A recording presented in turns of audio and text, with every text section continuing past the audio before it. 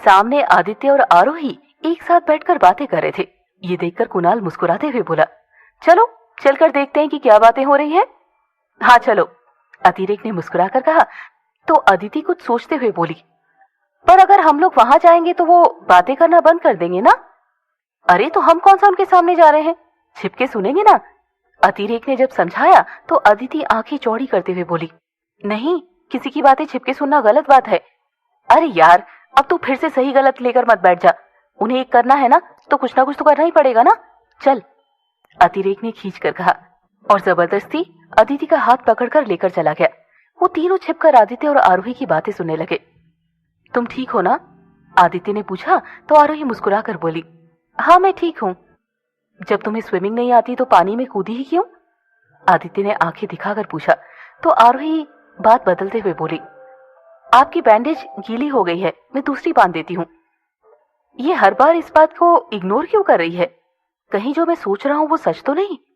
ये सोचकर आदित्य झल्ला कर बोला, मैं कुछ पूछ रहा हूँ ना। इस बार भी आरोही को ऊपर वाले ने बचा लिया। वो कुछ कहती इससे पहले आदित्य का फोन बज उठा। फोन देखते ही आदित्य के चेहरे पर मुस्कान आ गई। उसने खुश होकर फोन उठाया और मुस्कुराते हुए बोला, hey sweetie, how are you. Aditya को इतने प्यार से बात करते देख आरोही हैरान होकर आदित्य को घूरने लगी। आदित्य उसे पूरी तरह से नजरअंदाज करते हुए फोन में व्यस्त हो गया और आरोही को न जाने क्यों पर जलन होने लगी। ये किससे बात कर रहा है, वो भी इतना हंस हंस के।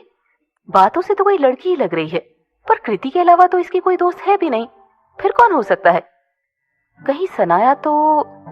ये सोचकर आरोही बहुत परेशान हो गई और आदित्य की बातें सुनने की कोशिश करने लगी। तभी आदित्य ने फोन पर उस लड़की को किस कर लिया।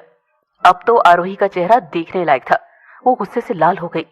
ऐसा लग रहा था जैसे वो अभी आदित्य और उस लड़की को कच्चा खा जाएगी। ये सब देखकर अदिति मुस्कुराते हुए बोली, ओहो, आरोही दी को तो जलन हो रही है। हाँ, पर ये आदि भाई बात किससे कर रहे हैं, वो भी इतने खुश होकर। अतिरेक ने थोड़ा सा परेशान होकर कहा, हाँ यार, ये तो सोचने वाली बात है, आखिर ये बात किससे कर रहा है। कुणाल ने भी परेशान होकर कहा। तीनों अभी इसी बारे में सोच रहे थे कि तभी कृति ने पीछे से आकर कुणाल के कंधे पर हाथ रखते हुए बोला, क्या हो रहा है यहाँ। कृति की आवाज सुनकर कुणाल जल्दी से पलटकर उसके मुंह पर हाथ रखते हुए बोला, धीरे बोलो वरना उन्हें पता चल जाएगा कि हम यहाँ पर हैं। ओके, पर आप सब क्या कर रहे हैं, कृति ने धीमी आवाज में पूछा। तो कुणाल ने जल्दी से कृति को सारी बात समझा दी। इसी बीच आदित्य ने फोन कट कर दिया और देखा कि आरोही उसे गुस्से से घूर रही है। क्या हुआ, आदित्य ने पूछा। तो आरोही गुस्से में बोली, किसका फोन था।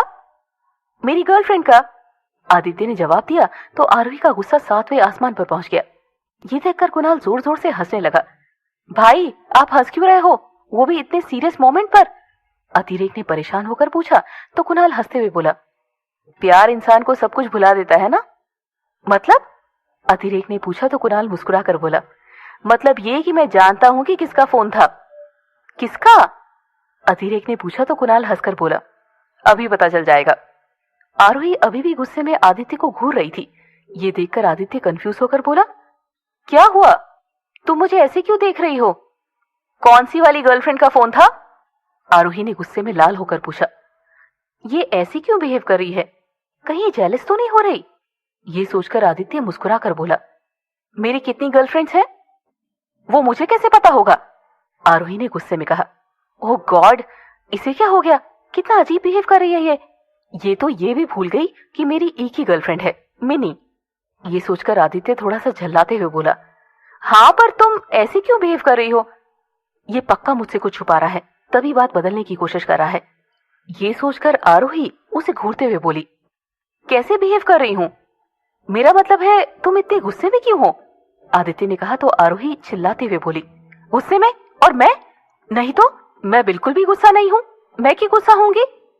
झूठ, तुम हो गुस्से में, आदित्य ने आरोही को घूरते हुए कहा। तो आरोही गुस्से में बोली, नहीं मैं नहीं हूं। आदित्य उंगली उठाकर आरोही की तरफ बढ़ने लगा और आरोही धीरे धीरे पीछे होने लगी। दोनों इसी बात पर बहस करने लगे कि तुम गुस्से में हो और मैं गुस्से में नहीं हूं। आरोही पीछे होते होते पूल के एकदम पास पहुंच गई। वो पूल में गिरने ही वाली थी कि तभी आदित्य ने जल्दी से उसका हाथ पकड़ लिया, उसे अपनी तरफ खींच लिया। आरोही ने घबराकर आदित्य के कंधे पर हाथ रख लिया और दोनों एक दूसरे के करीब पहुंच गए। आरोही एक बार फिर से आदित्य की आंखों में खो गई और आदित्य को फिर से वही अजीब सा एहसास महसूस होने लगा जिसे आदित्य अब तक पहचान नहीं पाया था। जब ये मेरे पास आती है न जाने मुझे क्या हो जाता है, मैं रुक सा जाता हूँ। दिल करता है हमेशा के लिए ये ऐसे ही मेरे सामने खड़ी रहे और मैं इसे ऐसे ही देखता रहूं।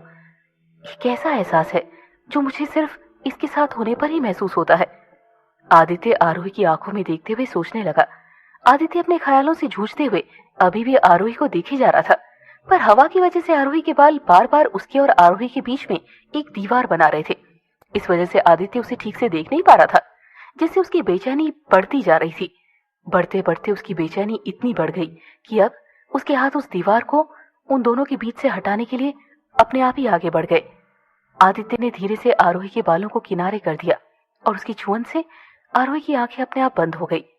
आदित्य उसका मासूम सा चेहरा देखकर सब कुछ भूल गया। उसके चेहरे पर अपने आप ही एक प्यारी सी मुस्कान आ गई और उसकी बेचैनी को अब थोड़ा सा सुकून मिलने लगा।